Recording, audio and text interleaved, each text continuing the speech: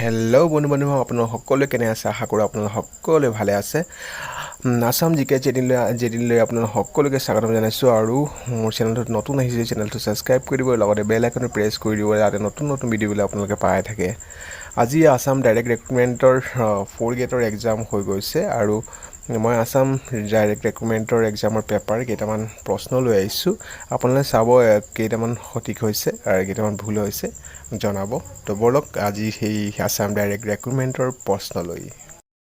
number 1 প্ৰশ্নটো হৈছে MPLAD আঁচনিত LADৰ সম্পূৰ্ণ ৰূপটো কি উত্তৰ লোকেল এৰিয়া ডেভেলপমেণ্ট নাম্বাৰ 2 অতি সহজ প্ৰশ্ন আহিছিলে আপোনালোকৰ মাজত হিমা দাস কোনটো খেলৰ লগত জড়িত আছিল উত্তৰটো হৈছিল দৌৰ আপোনালোক সকলোৱে জানে আশা কৰোঁ সকলো ভালে হৈছে নাম্বাৰ 3 UAE মুদ্ৰাৰ নাম কি উত্তৰটো হৈছে dirham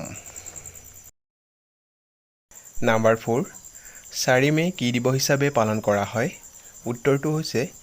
international fair fighters day number 5 Assam ৰাজ্যিক সংগ্ৰহালয়ত ক'ত অৱস্থিত উত্তৰটো হৈছে আপোনালোকৰ মাজত গুৱাহাটীত নাম্বাৰ 6 ভাৰতৰ প্ৰথম কৃত্ৰিম উপগ্ৰহৰ নাম কি উত্তৰটো হৈছে আৰ্যভট্ট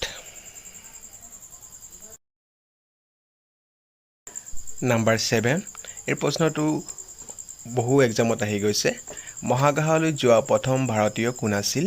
উত্তৰটো হৈছে ৰাকেশ শৰ্মা অতি কমন কুৱেশ্যন নাম্বাৰ 8 প্ৰথম ক্ৰিকেট ৱৰ্ল্ড কাপ কিমান চনত হৈছিল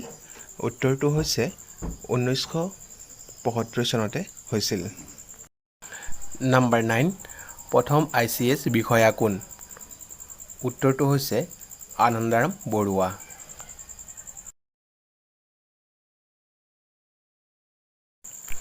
নাম্বাৰ 10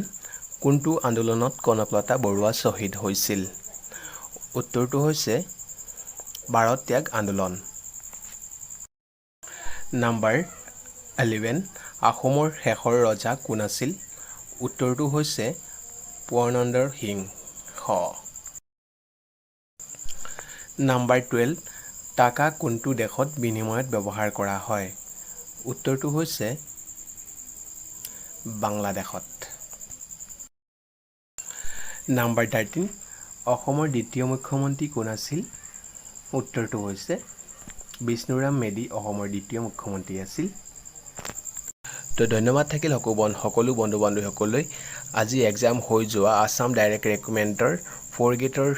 কেইটামান প্ৰশ্ন আপোনালোকৰ লৈ আহিছিলোঁ